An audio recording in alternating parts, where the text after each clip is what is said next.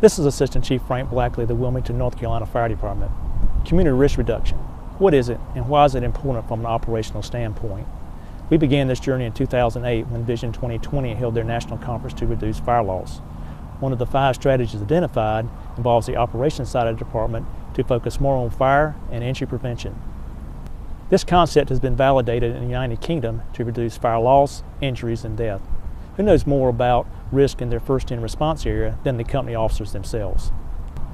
Our first chance to implement this concept was through a grant from the Washington State Association of Fire Marshals, where more than 1,500 smoke alarms were installed in high-risk areas of Wilmington. The following year, we participated in another grant through the University of Washington and Centers for Disease Control to install additional smoke alarms, but also identified 4 fire stations to implement individual risk reduction plans based on the risk in their first-in response area.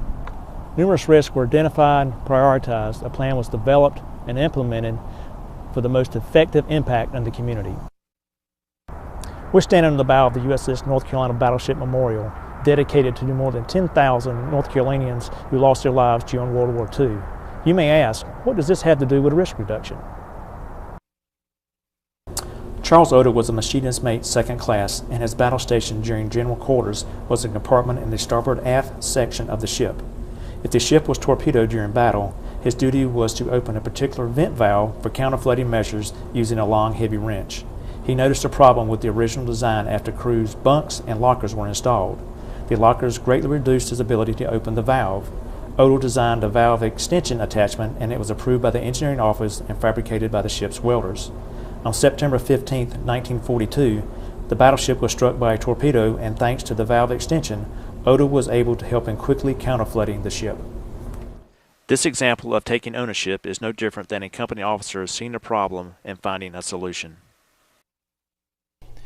Hello, I'm Chief Buddy Martinet of the Wilmington Fire Department in Wilmington, North Carolina. I don't think anybody would argue the fact that the nature of our world is changing, and those changes are coming at such a fast pace that it's difficult for us in emergency services to get ahead of them. The globalization of the world, the way things are changing make it very difficult for even fire prevention staffs to get together and form and complete projects that are identified for different communities. It changes so fast that actually entire communities can change within a community overnight. And therein lies a problem, because those individual communities have problems that are individual to those different people that are in them. And I think that another aspect that we are concerned about here in the Wilmington Fire Department, and one of the things that we're trying to do, is push our service operations down to the company level, because we actually believe that the company officers and the firefighters that are at the engine company level understand their communities better than anybody. I think community risk reduction strategies and community risk reduction in general brings these things together. When the change occurs in those individual communities, the company officers are the first ones that see those. When those risk profiles changes, the company officers are the first ones that get a sense for the fact that something needs to change to eliminate those risks or to reduce those risks. CRR allows our individual engine companies to design programs specific for those particular communities, and those needs can be wide ranged across the whole fire department. The things that are done in one engine company's areas certainly are not appropriate for the other, which was kind of the old model for how we did fire prevention. We created programs, we sent them out to the community, and then those programs we tried to put the round peg in the square hole sometimes in each one of these communities. And I think CRR really will help us design these programs for the individual aspects of what's happening in those communities and the risks that are associated with those people that live in those communities. What you will now see and hear are examples from our firefighters, company officers, and the community to try and reduce risk. The most exciting part of the entire process is that the individual companies and shifts brainstormed the ideas and took ownership to try and solve the problems. The ideas came from them, not staff. That is why it's so important for community risk reduction to begin at the company level. Station 4, located in the city on Wallace Avenue. C-Shift's focus was forging a partnership with a local elementary school. My name is Sarah Kendrick. I'm a firefighter with the City of Wilmington, Station 4. We were actually responding to an alarm here at Winter Park a few years ago in the middle of the night, and in talking to the key holder, who ended up being part of the administrative staff, we got to talking about how the school year was going and if they needed anything, and the administrator actually initially said they were looking for reading books, which I was surprised. We were all surprised because we figured, you know, every school has everything they need to get their stuff done during the day, but she wanted reading books to send home with the kids so that they could keep. Further along in the conversation, we also found out that they take care of 100% of the students' school supplies, which means they don't ask anything of the parents. Money is budgeted in for supplies, but a lot of it falls on the shoulders of the teachers. So me and my captain kind of looked at each other dumbfounded, and were amazed at the fact that this is going on not only in this city but just probably over the nation, with the budget shortfalls and everything like that. So a little seed was planted that night, and a few months later we actually started the CRR program within the department, which was perfect because we could do something good but also tie in fire and life safety to the program. Basically all we did was, first we got the blessing of the chief. Wanted to make sure everything was good to go on that, which it was. We basically just started small and printed out flyers. We visited all the stations in the department on every shift, just getting the word out as to what we were looking for. In the span of a month, I'm proud to say we made a huge showing, and 99.9% of the donations that were made were from within our department, which was amazing to me, and it said a lot about us as firefighters and how much we step up when somebody's in need. The first delivery, we had a very warm reception from the teachers, which was almost a humbling experience to think that, you know, something as small as pencils and glue and things like that makes such a huge difference for them, or at least takes a lot of the burden off their shoulders. We just finished our second year with it. Once again, made a great showing. Totally pleased with the outcome. We had a little bit more community involvement this time, but once again, a lot of it was from within the department, the employees, the families, the staff. From top to bottom, everybody really, really helped out with this. My name's Monica Goza, and I'm the principal at Winter Park Elementary School, and on the behalf of my students and staff, we want to thank Station 4, Fire Department, City of Wilmington for all that they do in terms of supporting our families through the collection of supplies. Each year, schools across our nation are asking parents to donate or bring in supplies for their children. But here at Winter Park, we have a different philosophy. We don't ask our children for supply money, field trip money, yearbook money, money for field trips, money to pay for a t-shirt, because we believe in creating what we call an emotionally safe learning environment. We want the level, the playing ground for all students so that they come in and they can concentrate on instruction and building relationships with one another and our staff. What we have found is that by removing the pressure on families to provide for their children financially, that we have created a greater sense of classroom community where everyone really supports one another, and it's really the success about all children, not just the children who come from families that have. And so we don't have haves and have-nots. We're a school where everyone watches out for everyone, and you all do that each year by supporting us through this drive that you do. And I'm pleased to announce I've been asked if the firefighters can have lunch with our students this year, and we are very excited about that mentoring possibility. Just your role model, your presence as community leaders and as adults that have something to offer our children is another component we get to add on and another way to increase our partnership with Station 4. So I'm very thankful. Station 5 on the west edge of Wilmington responds to a Level 2 trauma center, a major tank farm, and an international shipping port. I'm Kevin Cowan, the safety officer at the North Carolina State Ports Authority.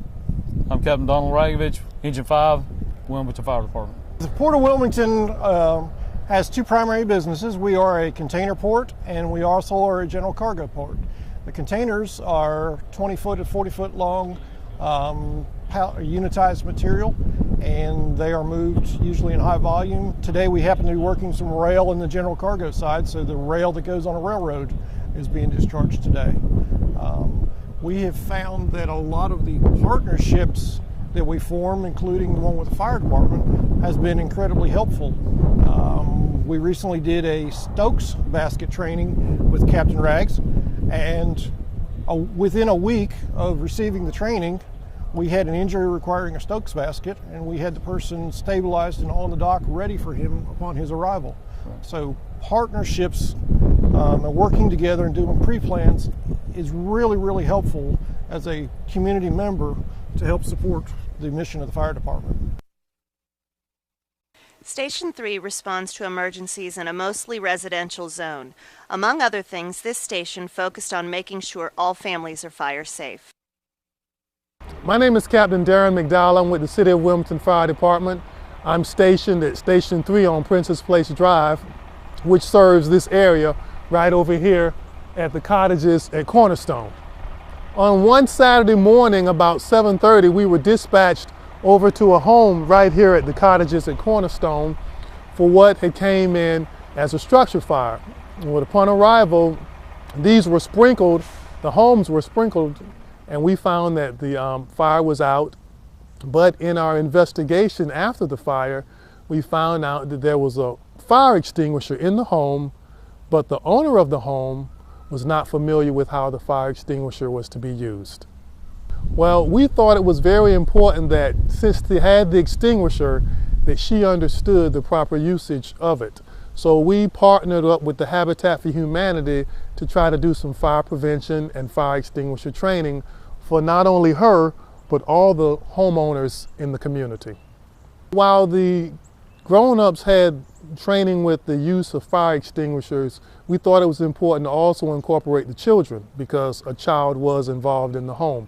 And so we came up with activities and games for them to help them to understand and appreciate the need for fire safety and fire prevention.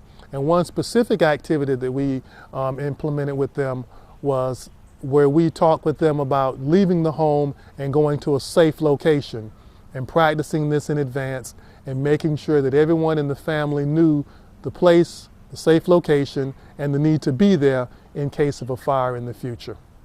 Completing the circle is basically, the circle began with us being dispatched to the fire and then seeing the need for the fire extinguisher training and then partnering with another entity in the community, Habitat for Humanity, and making it work by coming over and doing some fire extinguisher training as well as incorporating the young ones. And so we feel that we've basically completed the circle. We saw a problem, we addressed the problem, and we educated the homeowners in the community about how to solve the problem and ultimately prevent the problem from happening in the future.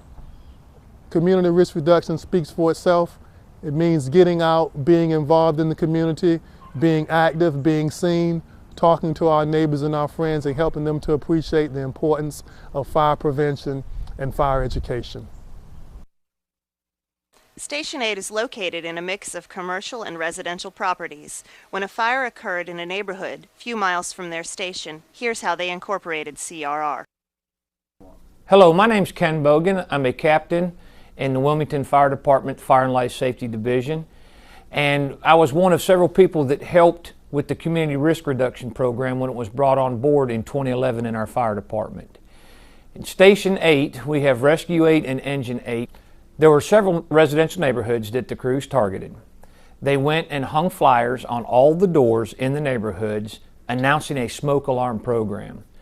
It encouraged the homeowners or residents to call the fire station. The firefighters could come out and test existing smoke alarms or install smoke alarms if there were none present. Unfortunately, in the particular neighborhood that we're going to discuss, nobody in that entire neighborhood made a phone call. As a matter of fact, our folks would go down the street and hang the flyers, and by the time they would come back up on the other side of the street, they would notice that the flyers were off the door, but they really weren't just getting any kind of response from the residents that were inside. Approximately 6 months after that canvass, we had a pretty substantial fire in this neighborhood. There was a single occupant in the home at the time of the fire. She was asleep.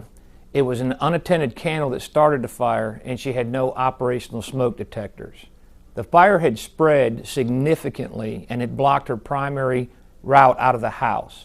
Once she finally woke up due to the smell and the noise that the fire was making in the house, she tried to exit from her bedroom only to walk into a wall of flame and smoke. She very quickly closed her door. The only other way out of the house at that point was a bathroom window that was approximately 4 to 5 feet off of the floor.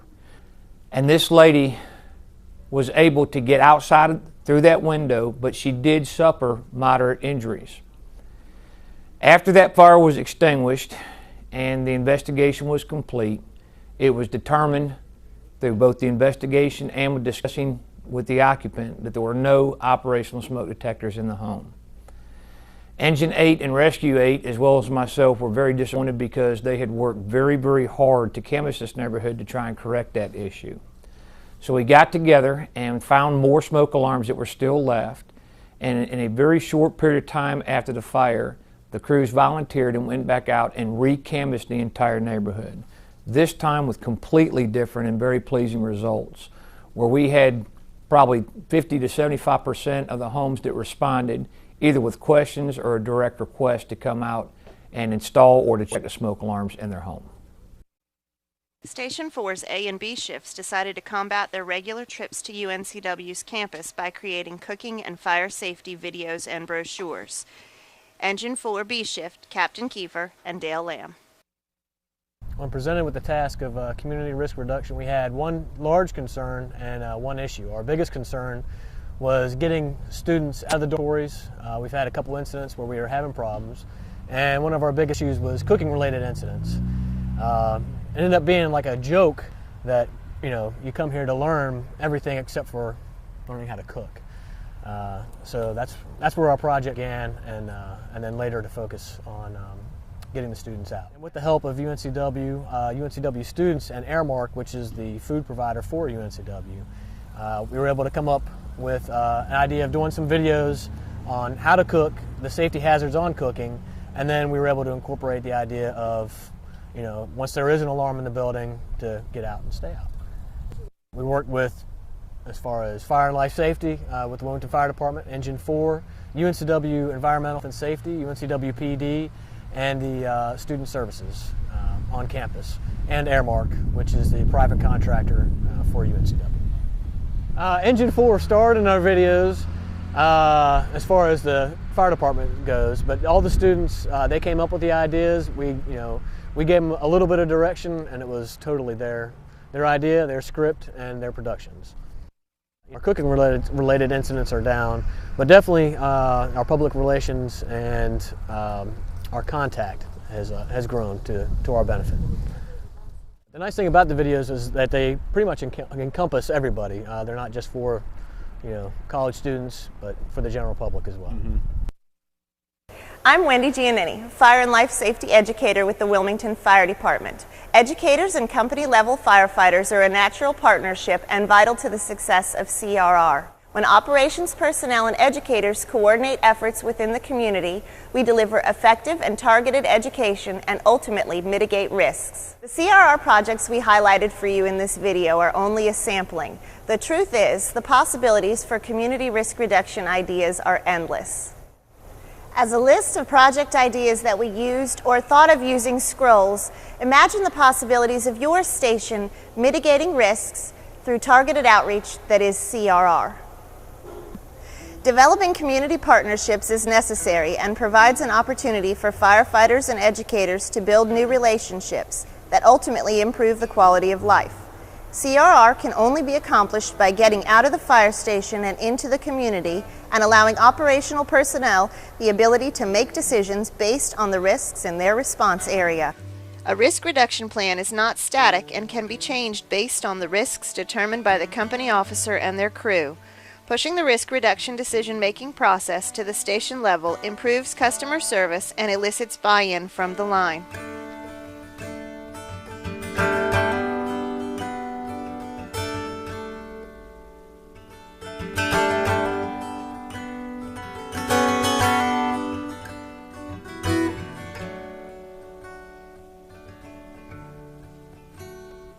Feel